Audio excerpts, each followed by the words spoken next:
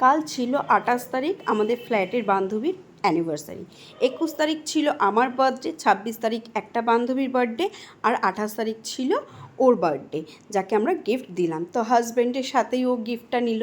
আর দেখো, গিফটটা নিয়েই আমার আরেক বান্ধবী খোলার জন্য ব্যস্ত। খুব সুন্দর হয়েছে বলছে, চাদর দেওয়া হয়েছে। আর এটা আমরা সচরাচর ঘরের মধ্যে করি না, ছাদটা আমাদের খুব প্রিয় জায়গা, তো সেখানেই হয়। কাল ঝড় বৃষ্টির কারণে ছাদে কিছু করতে পারিনি, আমরা সবাই মিলে তার ঘরেই কেকটা কাট করা হয়েছে, যার জন্য ওনার হাজব্যান্ডকেও সাথে নিয়েই কেকটা কাট করা হয়েছে।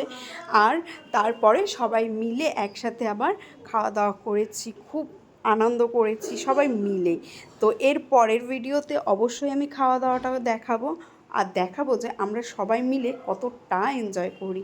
সত্যিই আমরা ফ্ল্যাটের সবাই মিলে খুব খুব এনজয় করি। জানি না কাদের ফ্ল্যাটে হয়, তবে আমাদের ফ্ল্যাট তোমাদের কেমন লাগে অবশ্যই জানাও।